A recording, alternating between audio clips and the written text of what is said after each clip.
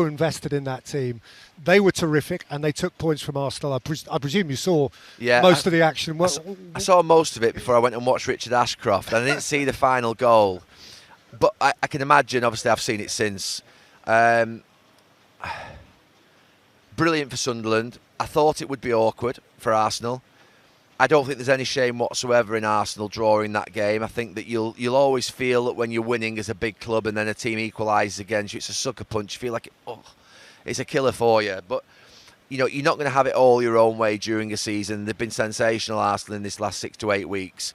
But that was a game that always had a little bit of a sort of banana skin around it. It just felt that way. Sunderland, the way in which they set up defensively, they're very well organised. They've got a real threat going forward. They've got a momentum in the stadium. The fans are with them. They're back in the Premier League.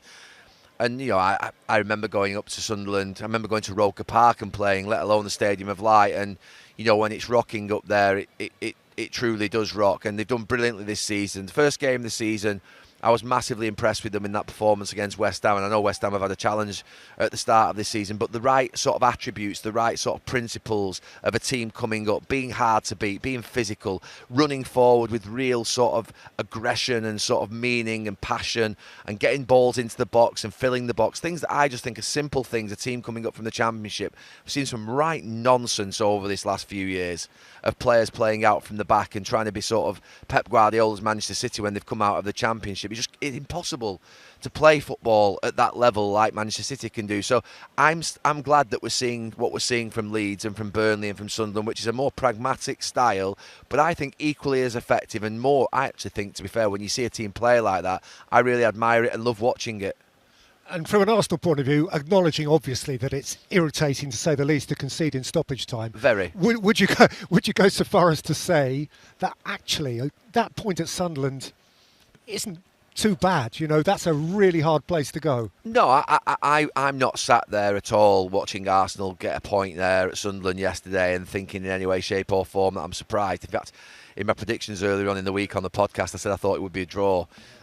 So I'm not sort of rewriting history after the game. I genuinely thought this could just be a game that might just catch them out a little bit and cause them a problem. And they've conceded 2 goals. They've conceded a goal in the last minute. That'll hurt them because they're a proud team defensively and they're a great side defensively. But they've got to accept that then just, it's a Premier League, it's a marathon, not a sprint, and there are going to be some bumps along the way. And I just think that was one of the bumps that you get. The main thing is when you get a bump like that, obviously they're not going to be able to get straight back on the bike because obviously they've got an international break. But I wouldn't be in any way, shape or form putting that down to anything other than what normally happens in a Premier League season. That thing that you would say to yourself is, did you expect to win every single match? No team does that. Manchester City at their very best haven't gone through a season winning every single match. You're bound to drop points. You are going to lose games and drop points, ordinarily, and that's what's happened. But I wouldn't be screaming and shouting if I was an Arsenal fan, and I know they're not. And I certainly wouldn't be sort of screaming and shouting if I was an Arsenal player or coach, and I know they're not either, because Mikel Arteta will be they'll be really disappointed, because it'll just give you that. When you lose a game like that, when you draw a game like that with a goal in the last minute, it's like having a cloud over your head. You try and forget about it in the next 24, 48 hours, but it just comes back and you think, and you just gives you a bit of a sickly feeling. But it's normal. That's what happens to teams that are proud, that are used to winning and want to win a league. They should feel like that, but it's important that when they come back in a couple of weeks, they get after that 3 points and win the next game. Edition of his podcast from the Etihad Stadium, where Manchester City have beaten Liverpool 3-0. They've beaten them, Gary, thoroughly. Yes. Emphatic, a really good day for Manchester City. And look, before the game, I don't think there was anybody that was walking into this stadium with any great knowledge of what the score was going to be. I think just seen Michael Richards after the game saying that he was intrigued before the game. I think I was something similar. I actually thought and said that I fancied Liverpool just to sort of nick it. I thought they'd have too much for City up front. I thought that Liverpool's centre-backs would handle Haaland. But it was a really bad day for Liverpool. We'll come on to that shortly. I think the first thing to start on today is Pep Guardiola's 1,000th game. I think I scored in Sir Alex Ferguson's 1,000th game at Manchester United. You did, Champions League game, Lyon. Yeah, I scored. That's an incredible achievement, eh? And you just think about greatness. I mean, Pep Guardiola is a great, great manager. 1,000 games. I think you said, did he say 716 Wins? Yeah. Wins, which is 71%, win rate, which is just obscene. And this isn't his greatest team or his best team that he's had in those thousand games. You think about the team he had at Barcelona, which is probably the greatest team of all time, and then the treble-winning team here and the title-winning teams. But what his team have done today is give them a glimmer of hope going into a November international break. That they're 4 points off Arsenal. They've got experience. They've got a few players who've been around the block, and they've got a manager who knows how to win. And if I was Manchester City right now, and I'm sure Pep Guardiola knows how to win titles more than any of us, he'll be just thinking, let me hang on Mikel Arteta's shoulder come March. Let me be close enough to him to apply that pressure. He's the one you wouldn't want near you. And today, for me, the whole fixture was around who's going to emerge, who's going to come out of this match thinking that they can challenge Arsenal, who's going to be the team that think they can get close enough to them. And I thought it would be Liverpool. I think City have been inconsistent, but I was badly wrong. And Pep Guardiola's 1,000th game was a really good one for him and his team. So, if you say, and most people agree, that this isn't his kind of premium team. No, it's not. How do you categorise them? There isn't a David Silva, there isn't Kevin De Bruyne, there isn't Aguero, and there isn't a Yaya Toure, all of these great players he's had. How do you sum up what this team actually is? I mean, it's a team I actually like watching. I mean, it's imperfect. His teams that you've seen, particularly here and at Barcelona, were like clockwork. I mean, it's very difficult to maintain what Pep Guardiola was achieving at this club and at Barcelona, because I didn't see as much of his football in Germany, so I'm not going to comment on Bayern Munich. But you're talking about some of the most beautiful football that you'll ever see, to the point of, like, you come into games knowing the outcome. Whereas when I watch City now, you're not quite sure of what's going to happen. Today being a perfect example. But they are imperfect. They're a lot more physical. They've got Haaland up front, who is devastating. But again, he's not smooth in the way in which he plays, but he's an absolutely brilliant player. Nico Gonzalez in midfield. I mean, Bernardo Silva and Foden are still playing great football. But they're very different. They're very different in terms of, they're not as methodical in terms of their sort of combinations and passes and the way in which they link. They're not as good playing out from the back through their goalkeeper or their back four, but they're still a very good side. And it feels like a team that, Pep Guardiola's staying here to build another great side. And I don't quite think they're there, but what they do have is some players, you look through the spine of the team in Guardiola and Stones, Diaz, Rodri, Foden, Bernardo Silva and Haaland, and the goalkeeper, who know how to win. So if they can keep those players together and somehow, keep some momentum going and get close, they're going to be really, really dangerous towards the end, just through their experience. But it is an imperfect team. It's a team that you don't feel is as consistent and reliable as the one that they've had previously. And that's understandable. I've got, you'll never see me criticise Manchester City over this period, because through the period I was at United for 20 years, there were 2 or 3 seasons where you needed a transition to be able to build another side, and Sir Alex Ferguson did that. And when you keep a manager for so long, we were conditioned about 10, 15 years ago to say, you couldn't keep a manager anymore for a period of time and have success like it happened with Arsene Wenger, Sir Alex Ferguson, Bill Shankly, Bob Paisley. But you can. You can. Pep Guardiola, Jurgen Klopp, even Mikel Arteta. I mean, he's not had success yet, but he's been there for 5 or 6 seasons. So it does prove that if you have consistency in a great manager, you can deliver, continual success. And look, this is going to be interesting in this next 6 months of what happens with City. I would say there's still quite a lot of work to do to convince me that they're going to win a title. I think Arsenal are the better team, but they're the one team that I wouldn't want and the one manager that I wouldn't want on my shoulder going in down the back straight. And streets ahead of Liverpool. They're now within 4 points of Arsenal.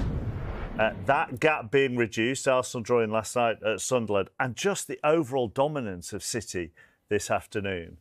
Would you be nervously looking over your shoulder? I think Arsenal will be nervous because of it's Man City. And they've done this to them twice before. Twice in the last 3 years, Manchester City have come from behind and caught Arsenal. And also the manner of the victory today. That first half performance when Man City was a little bit like, they're playing Liverpool. Liverpool are the champions. They absolutely took them the cleaners. And I think on the back of Arsenal dropping points against a promoted team who are doing absolutely fantastically well in the Premier League, Sunderland. They'll have been hoping for a draw. They'll have seen City's not just win, but performance, and probably getting a few flashbacks to what's happened the last couple of times when they felt they had a great chance at a title. And it might be a long 2 weeks thinking and worrying about Manchester City for Arsenal supporters and players. And genuinely, that plays into the psychology then, because it's not like, say, there's a midweek Premier League game or even just one next weekend where you reset and go again. It's 2 weeks to think about it. Yeah, and that's the problem with international break when you don't have a great result. There's a long time to think about it. I still think Arsenal are the best team I've seen in this league this season, no doubt. But there's an awful long way to go. And there's no doubt because Arsenal haven't won the league for so long, those supporters, players, manager, everyone will become twitchy in the second half of the season if it becomes tight. City, we have to just reflect on Pep Guardiola, 1,000 games. I mean, that's an extraordinary achievement when you see the numbers as well. The win percentage is just absolutely amazing.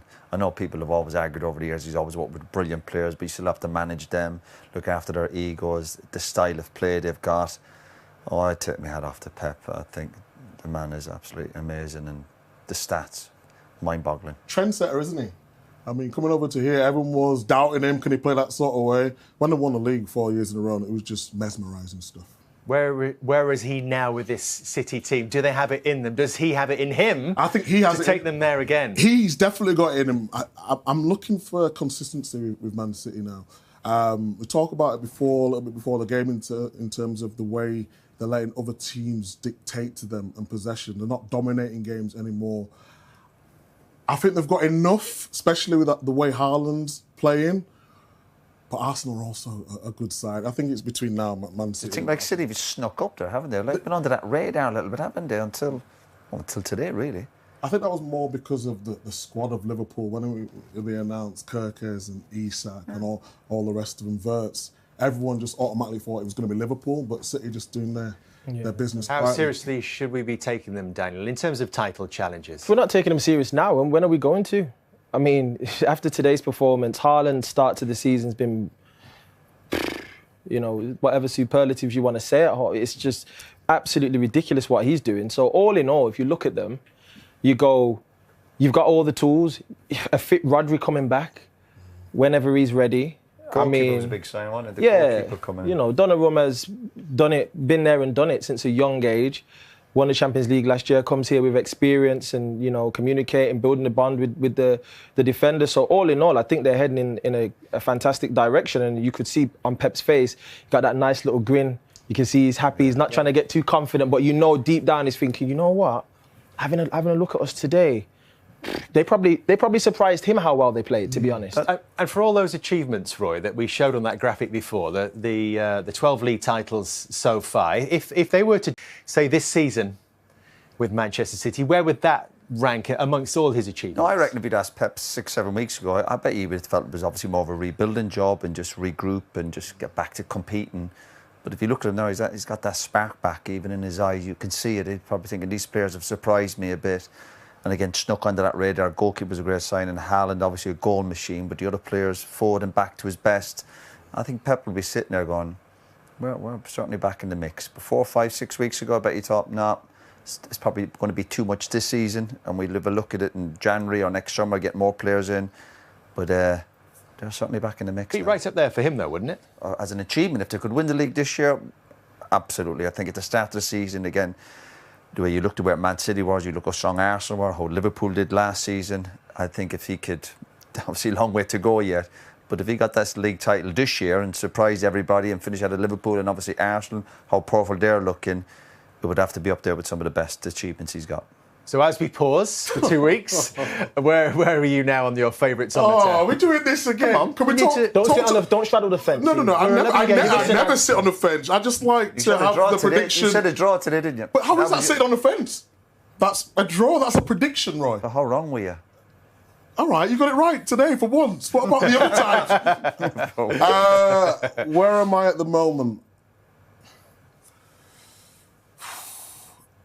We haven't got all day. Live television sheet. At the moment, Arsenal. Just because they could have crumbled against Sunderland. Sunderland was and they still got a point out of there. Yeah. I think defensively, they're the best. Daniel? So that's why I'm going to say that. Yeah, Arsenal are favourites right now. They're in the driver's seat, but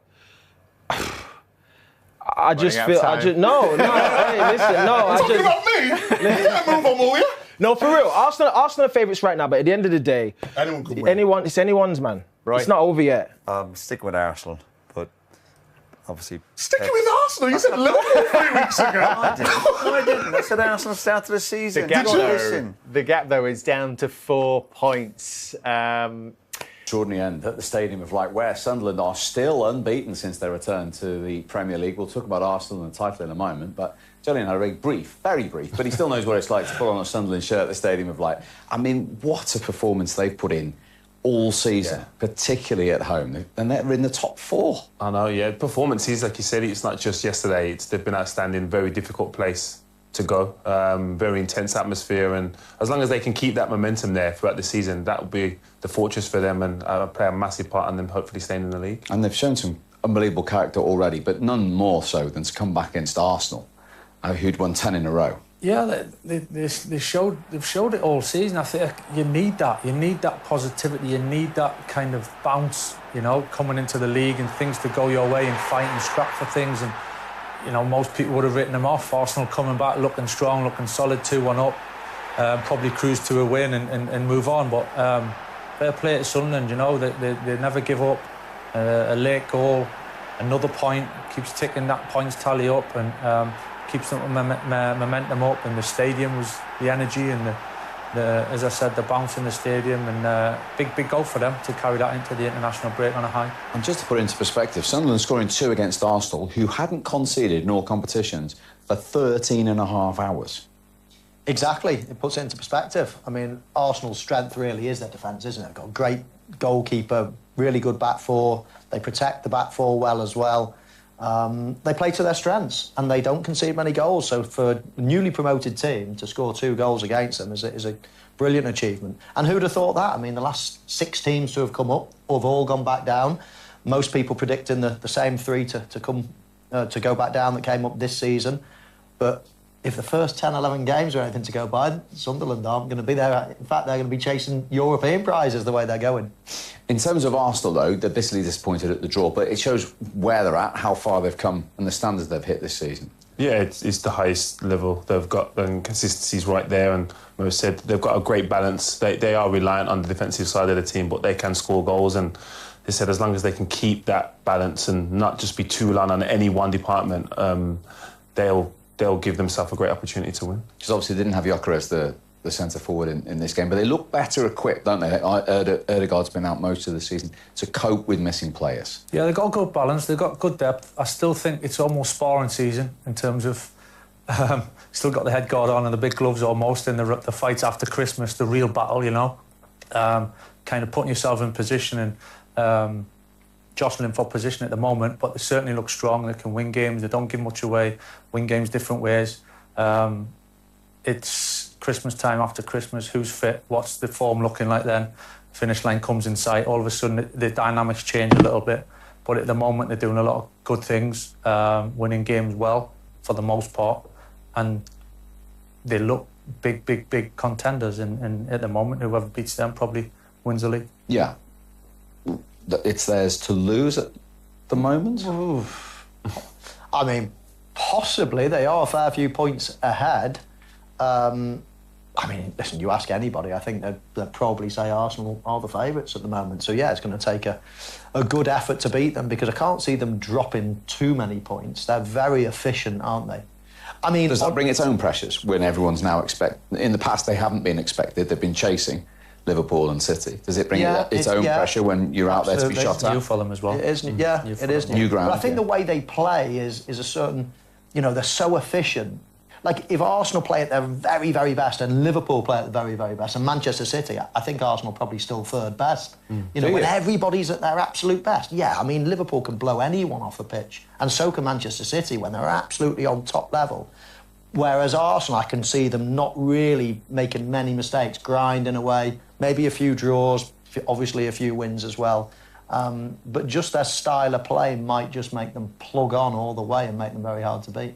Yeah, I agree. I don't think their worst game is too dissimilar to their best game, and their levels are pretty close and balanced. But the other two teams that we mentioned, yeah, if they're at their best, they're outstanding. But again, it's not about that. It's about finding consistency throughout the season, and Arsenal seem to have that balance at the moment. Because when Liverpool or Manchester City win, it feels like they have to play really well, you know, and they can go and win 3-4, 5-0. Whereas I do think that if Liverpool play poorly, they get beat. Whereas if Arsenal play poorly, they will still grind out a 1-0 win or a 2-2 draw or whatever it might be. So that might just play in their favour this season. But as Michael said, long way to go. Yeah, it's actually, they resume with the North London derby against Spurs, your former club who played your other one in North London. Tottenham, first of all, one home win under Thomas Frank in the league. The natives are getting a little bit frustrated at home. They've got the best away record, but the type of football they want to see at home. Yeah, and the thing is with that run, Steve, it went into last season as well, so it's almost... Well, yeah, if you include last season, they've lost more home league games than any other Premier League club. Yeah, so it's almost like not a new issue. It's Thomas Frank's almost inherited that a little bit, and it's something they need to kind of flush out and get rid of, really, and be playing and looking forward to playing and having that atmosphere a little bit like Sunderland, where they're playing at home and it's bouncing and it's the energy, positive energy. At the moment, Tottenham are finding it easier to play, or the results suggest to play, find it easier to play away from home with kind of the atmosphere and a little bit of kind of negativity that creeps in when they play at home for whatever reason. I think they're capable of doing it. They've got some really good players. They've got a terrific manager, in my opinion, and but they do need to do something about it, because you don't need that rumbling on for too long. No. What about United? I know they were leading and then could have lost and then got a point, but they're 5 unbeaten in the Premier League, which obviously going to your day doesn't sound anything, but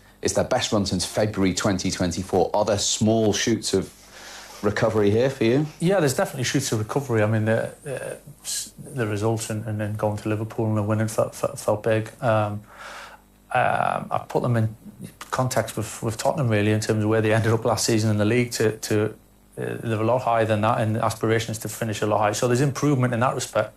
Is it enough improvement to be where you want to be? Now, of course, it's not, because chasing to be near the top, but I do like the new signings, in particular Cunha and Mbeumo. I think Mbeumo, I like him. He looks like he can cope with being at a big club and in a successful team.